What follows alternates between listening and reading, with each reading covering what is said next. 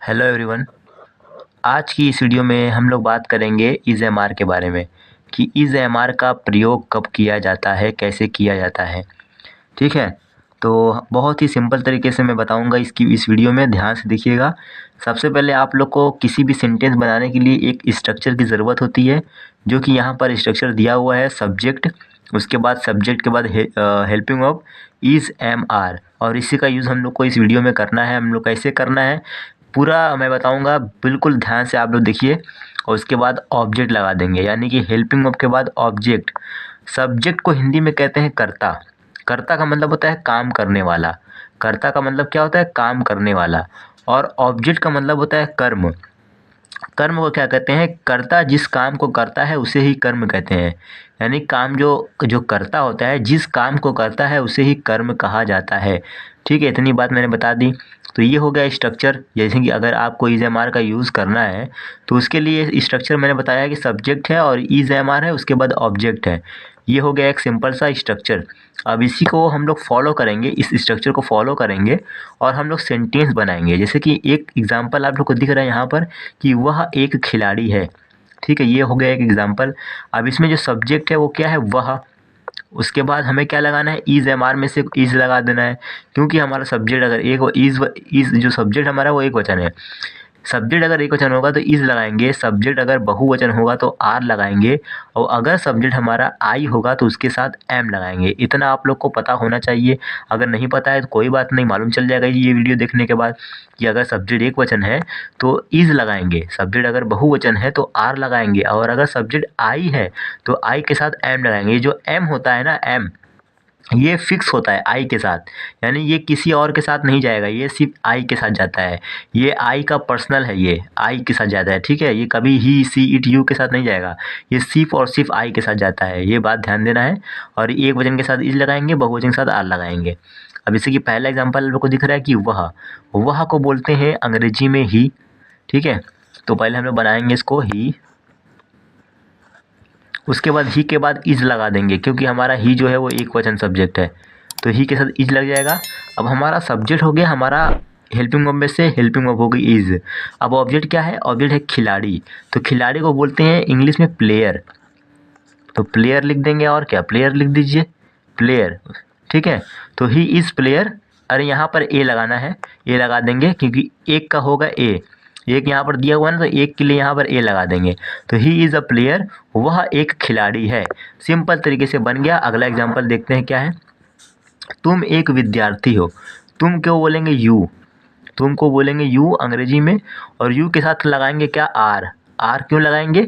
क्योंकि जो हमारा जो सब्जेक्ट है, जो हमारा यू है, वो क्या है? वो बहुवचन है, तो इसलिए हम लोग क्या करेंगे? आर लगा देंगे।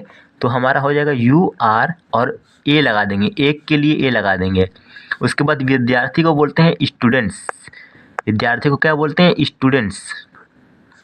तो हम लोग स्टूडेंट्स बना देंगे, तो बन जाएगा यू आर आ स्टूडेंट, तुम एक विद्यार्थी हो। ठीक है, अगला एग्जांपल है कि वह एक शिक्षक है।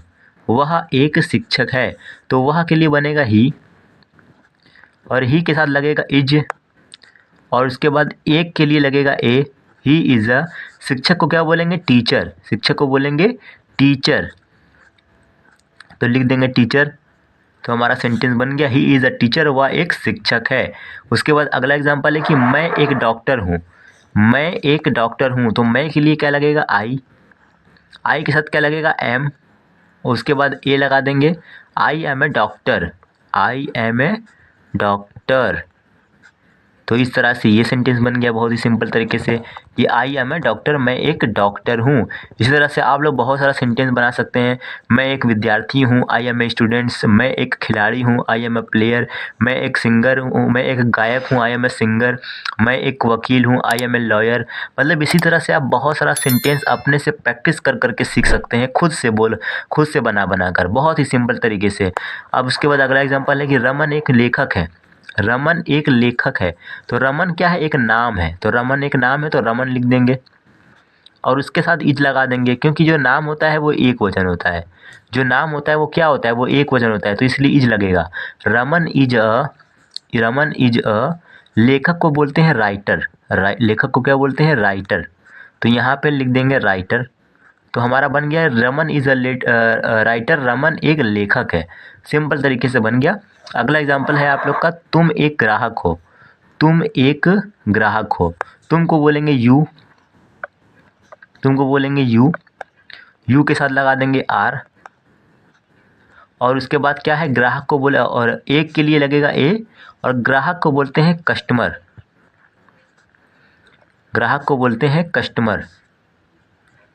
तो बन गया sentence, you are a customer, तुम एक ग्राहक हो, तुम एक ग्राहक हो, यू आर ए कस्टमर। उसके बाद अगला एग्जांपल है कि मैं एक कलाकार हूँ, मैं एक कलाकार हूँ, मैं को बोलेंगे आई, आई के साथ लगेगा एम, उसके बाद ए लगा देंगे, एक के लिए ए लगेगा, आई एम ए, और उसके बाद कलाकार को बोलेंगे आर्टिस्ट, कलाकार को क्या बोलते हैं, आर्टिस्ट, तो यहाँ पे लिख देंगे आर्टिस्ट,